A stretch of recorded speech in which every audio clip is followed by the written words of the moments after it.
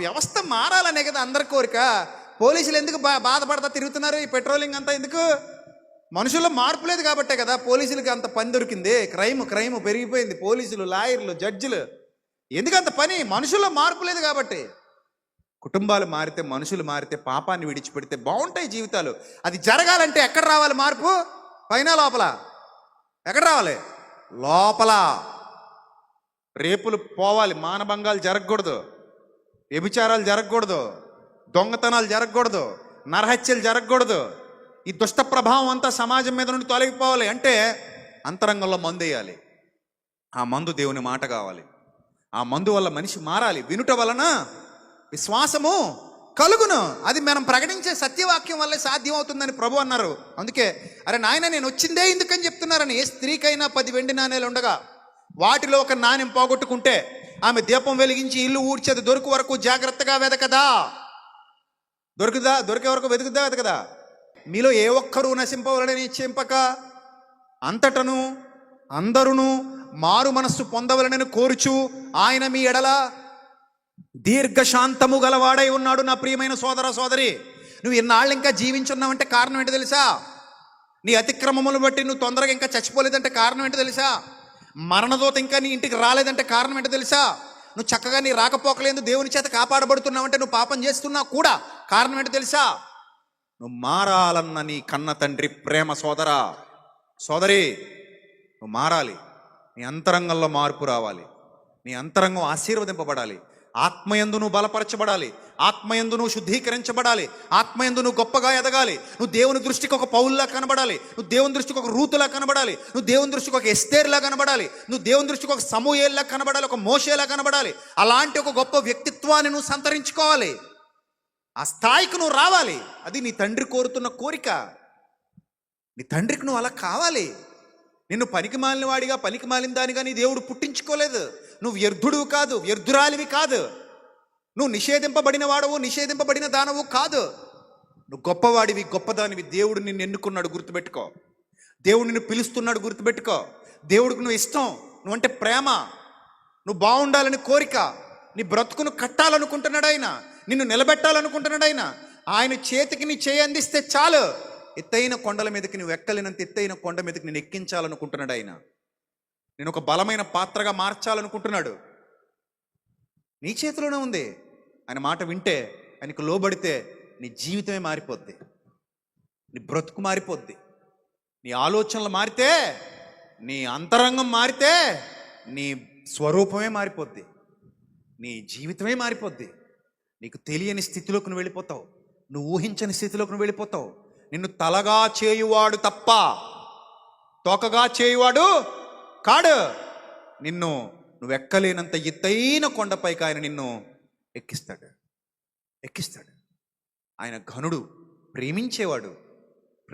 అందుకే వచ్చాడు ఈ లోకానికి. ఆయన మనస్సు మార్చాలి, పాపిని పాపం నుండి విడిపించాలి. చూడండి, ఒక విషయం చెప్తాను మీకు. చెడిపోతే చంపేసుకుంటామండి. చెడిపోతే చంపేయండి. ఇంకెంతమందిని చంపుకుంటూ పోవాలి? అప్పుడు ప్రపంచం నిండా శవాలే ఉంటాయి. కొంతమంది బయటికి క్రియల్లో చెడిపోయి కనబడతారు. కొంతమంది ఎక్కడ చెడిపోయారు? మనసులో చెడిపోయారు. లోపలున్న ఆ చెత్త బుద్ధి పోవాలి. అర్థమైందా? అదే దేవుడు కోరుతున్నాడు. నీ అంతరంగంలో సత్యం కోరుతున్నాడు, నీ హృదయంలో సత్యం కోరుతున్నాడు, నీ జీవితంలో సత్యం కోరుతున్నాడు, నీ బ్రతుకులో సత్యం కోరుతున్నాడు ఆయన.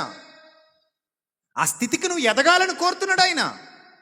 ఆ స్థితిలోకి నువ్వు రావాలని కోరుతున్నాడు ఆయన. అక్కడ మారితే మీ మమ్మీ హ్యాపీ, మీ డాడీ హ్యాపీ, నువ్వు హ్యాపీ, నీ భార్య హ్యాపీ, నీ భర్త హ్యాపీ, నీ పిల్లలు హ్యాపీ. అరే ఎంత బాగుందో కదా ఒలీవల తోటలాగా. ఒలీవల తోటలాగా ఎంత బాగుంది కదా. నీ భార్య నీ భోజనపు బల్ల దగ్గర ఎలా ఉంటుందట?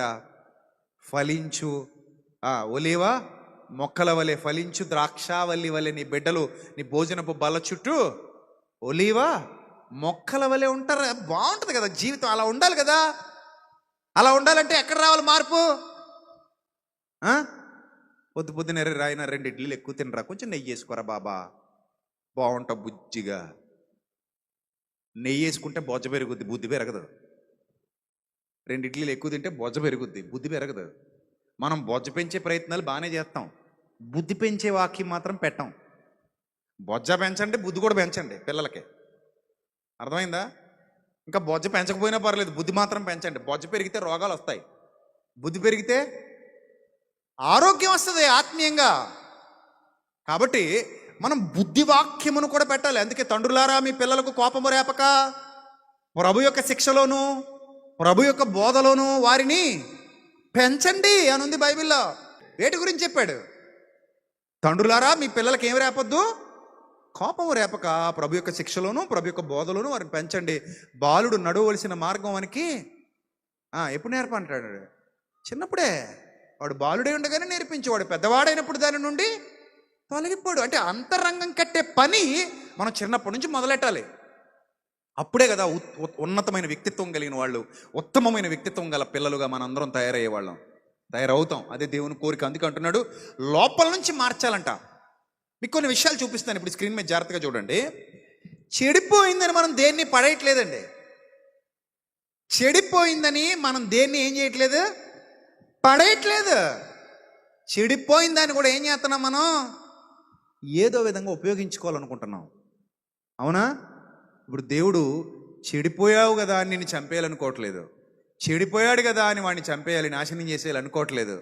చెడిపోయిన వాళ్ళను కూడా బాగు చేయాలనుకునేవాడే దేవుడు. దేవుని నామానికి మహిమ కలుగును గాక. చెడిపోయిన పిల్లలు బాగుపడాలని ఎంతమంది తల్లిదండ్రులు కోరుకుంటున్నారు? చేయి చూపించండి ప్లీజ్. దేవుని సన్నిధిలో ఎంతమంది తల్లిదండ్రులు కోరుకుంటున్నారు? అక్కలారా, చెల్లెమ్మలారా, అన్నలారా, తమ్ముళ్ళారా, పిల్లలు బాగుండాలని ఎంతమంది తల్లిదండ్రులు కోరుకుంటున్నారు? చేయి చూపించండి. నా పిల్లలు బాగుండాలి, నా పిల్లలు సత్య మార్గంలో నడవాలి, నా పిల్లలు దేవుని సన్నిధిలో ఎదగాలి, నా పిల్లలు దేవుని జ్ఞానాన్ని నేర్చుకోవాలి, నా పిల్లలు దేవుని చిత్తాన్ని జరిగించే వాళ్ళుగా మారాలి. ఎంతమంది చూశారు ఎంతమంది తల్లిదండ్రులు ఉన్నారు ఇక్కడ? దేవుడు మీ కోరిక ఫలింపజేయునుగాక. ఎంతమంది తల్లిదండ్రులు ఉన్నారు ఇక్కడ, చూశారు? ఏమండి, దేవుడిచ్చిన బిడ్డలండి వాళ్ళు. మనం ఏం కనలేదండి వాళ్ళని. దేవుడే మనకి బహుమానాలుగా ఇచ్చాడు. గర్భఫలము యెహోవా ఇచ్చు బహుమానం. మనం ఒక 20 సంవత్సరాలు, 30 సంవత్సరాలు, 40 సంవత్సరాలు అనుబంధం కలిగి ఉంటాం వాళ్ళతో. ఒక 50 సంవత్సరాల తర్వాత మన దారిని మనం వెళ్ళిపోతాం. వాళ్ళ బతుకు వాళ్ళు బతుకుతారు. ఆ మాత్రం చిన్న జీవితంలో కూడా వాళ్ళ మీద అంత ప్రేమ పెంచుకుంటే నిత్యము యుగయుగాలు ఆయనతో ఉండడానికే కదా మిమ్మల్ని నన్ను ఈ లోకానికి పంపించాడు మన కన్న తండ్రి. ఆయన మనల్ని ఎంత ప్రేమిస్తాడు మీరు ఈ రాత్రి ఆలోచించాలి. ప్రియమైన దేవుని ప్రజలారా, ఎంత ప్రేమిస్తాడు. నువ్వు పాడైపోతే ఆయనకి సంతోషం కాదు, ఆయనకి కన్నీరు. నువ్వు బాగుండాలని కోరుకుంటున్నాడు ఆయన. నువ్వు వర్ధిల్లాలని కోరుకుంటున్నాడు ఆత్మీయంగా. నీ జీవితం కట్టబడాలని కోరుకుంటున్నాడు. నువ్వు నిలబడాలని కోరుకుంటున్నాడు. నువ్వు పడిపోయిన స్థితిలో ఉండిపోవాలని కాదు నీ కన్న తండ్రి కోరిక. ఆయన నిలబెట్టాలనే కోరిక కలిగి ఉన్నాడు.